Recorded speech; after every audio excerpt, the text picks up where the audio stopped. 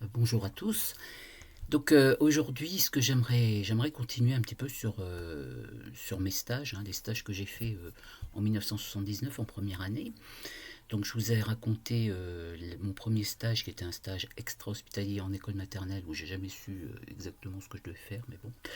Et ensuite, en décembre, j'avais fait mon premier stage hospitalier en médecine.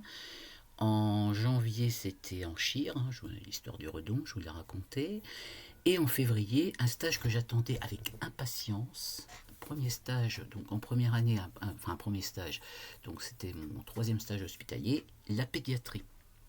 Alors, la pédiatrie, pourquoi je l'attendais avec impatience? Parce qu'en fait, à la base, je voulais être infirmière puéricultrice. Alors ça me hantait depuis mon enfance, hein.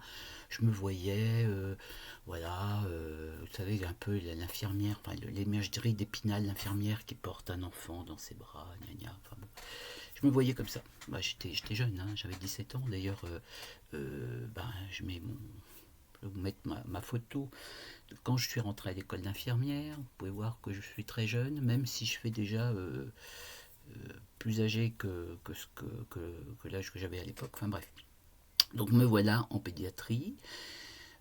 Donc pareil, hein, c'est toujours le stage 8h midi. Hein, voilà.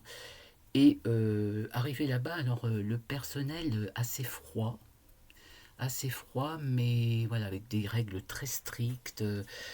J'étais en première année, donc je ne pouvais côtoyer, je pouvais pas côtoyer les enfants qui avaient des pathologies graves, sauf certains, puisque on m'avait réservé, en tant qu'élève infirmière, qui ne faisait que des toilettes.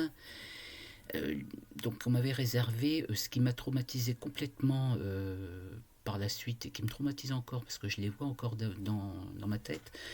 Deux enfants, de faire la toilette, enfin les soins d'hygiène à deux enfants qui étaient dans le coma. Deux enfants qui avaient l'âge de mon petit frère, donc à l'époque il avait 7 ans, donc ils avaient à peu près 7 8 ans. C'était des enfants qui avaient fait une encéphalite suite à la rougeole. Il y en avait deux quand même dans le service qui est quand même assez important. Il faut savoir que à cette époque, il y avait le vaccin. On avait appris à l'école d'infirmière qu'il y avait un vaccin qui venait d'être développé, qui venait d'être mis en place, enfin, qui n'était pas obligatoire, qui s'appelait le Rouvax. Le Rouvax, qui était donc conseillé, mais qui n'était pas obligatoire et qui n'était pas remboursé par la sécurité sociale. Alors pourquoi je vous dis ça? C'est que quand j'ai vu ça, je vous dis, ça m'a traumatisé, ces deux enfants, que je lavais comme des poupées, quoi. C'était affreux.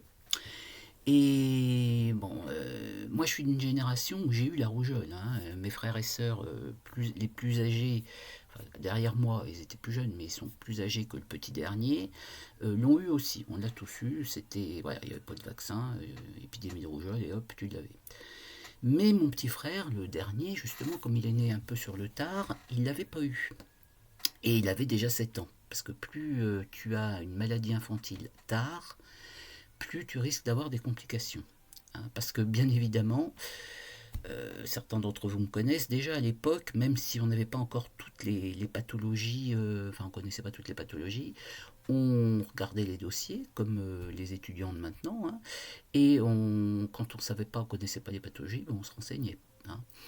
Donc j'avais bien travaillé sur la rougeole et je savais que ben, l'encéphalite rougeoleuse c'est une complication. Et là je me disais, oh là là, il n'a pas eu la rougeole, il y a le vaccin, donc ça j'avais appris que ça existait, mais bon, faut remettre aussi un petit peu dans le contexte, vous savez que j'aime bien ce mot.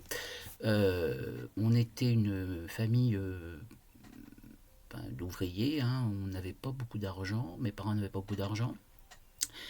Et moi, j'avais donc pas d'argent de poche, je me faisais mon propre argent de poche, c'est-à-dire que jusqu'à ce que je sois infirmière, en fait, je donnais des cours de français et de maths, hein, déjà depuis la seconde, à des jeunes qui, jusqu'à la troisième à peu près, j'avais 3 4 élèves que j'allais voir, et donc ça me faisait mon argent de poche, ce qui fait que, et j'étais bien payé, enfin, j'avais un bon petit argent de poche, et donc j'avais supplié mes parents, vu que j'avais un peu d'argent, je leur avais donné l'argent pour qu'ils vaccinent le gamin en fait. Pour qu'ils vaccinent mon petit frère. Parce que j'avais trop la trouille. Parce que ces deux enfants, je les revois. 2 petits garçons, euh, 2 poupées de chiffon. 2 poupées de chiffon à qui il fallait que je fasse les soins, donc enfin des soins d'hygiène, les laver, changer leur couches, hein, puisqu'ils avaient des couches, vérifier qu'ils aient fait pipi, ils avaient fait caca, nettoyer les yeux, nettoyer les oreilles, vider faire le mouchage, enfin tout quoi. Je sais pas ce qu'ils sont devenus, je pense qu'ils sont morts après, mais j'étais traumatisé. Et autre chose qui m'a traumatisé aussi dans ce service, c'est que entre temps, une fois que j'avais fini les toilettes de mes deux petits garçons qui avaient une encéphalite, eh bien j'allais aussi, il y avait une petite salle commune, hein, enfin, c'était l'ancien service de pédiatrie de l'ancien hôpital. Il y avait une sorte de salle commune, entre guillemets, et les enfants qui étaient pas trop mal, eh ben, ils étaient là pour jouer, alors moi je les faisais jouer, hein. Et à l'époque, c'était un peu une forme circulaire, il y avait des boxes vitrées derrière lesquelles il y avait les enfants. Et il y avait un petit garçon, je le revois encore, un petit garçon, pareil, qui avait 7-8 ans, je vous dis, ça m'a traumatisé, qui était derrière sa vitre, entre guillemets, puis qui me faisait, qui avait l'air vraiment fatigué. En fait, il avait une leucémie. Je l'ai su par la suite. Et il me disait, viens jouer avec moi, viens jouer avec moi. Et puis, bah, moi, j'avais demandé, je dis, est-ce que je peux aller jouer avec lui? Ah ben non, parce que tu comprends, comme il a euh, comment dire, comme il a une immunité qui est fragile, tu peux pas y aller. Et donc, ce gamin me voyait jouer avec les autres, il voulait jouer avec moi. Et puis, moi, j'avais pas le droit, alors voilà. Et puis, un matin, enfin, un début de semaine, ça va être la dernière semaine d'ailleurs, où j'étais en stage. Il était plus là, l'enfant, ben, je dis, ben, qu'est-ce qu'il est devenu, le petit Intel? Et ben, il était mort. Voilà, donc pour vous dire que ça m'a complètement traumatisé. Et dernier traumatisme aussi qui m'avait. J'avais. À un moment donné, il m'avait proposé de regarder une ou deux consultations avec le pédiatre, parce qu'il y avait des consultations urgentes, donc j'avais prévu une matinée d'aller avec le pédiatre. Est arrivé un jeune couple avec un enfant, mais complètement décharné, hein, qui devait avoir 1 an, mais qui ressemblait à un bébé de 3 mois.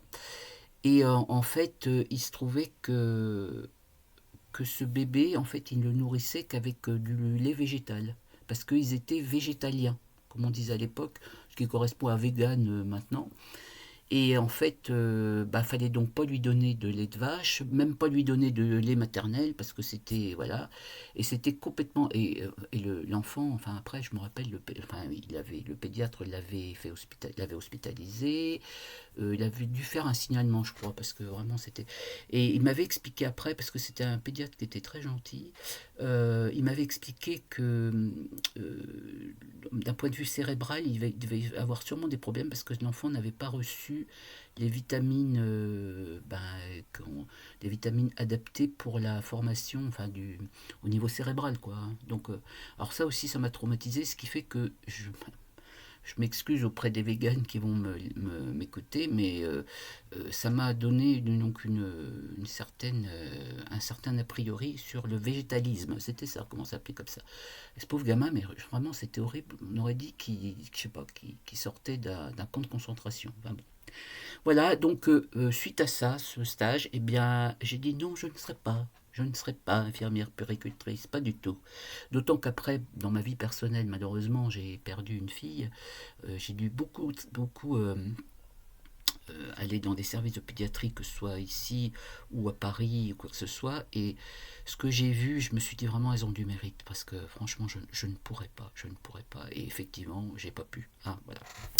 Allez, sur ces bonnes paroles, j'ai duré un petit peu plus longtemps que d'habitude. Je vous dis à bientôt et bon week-end.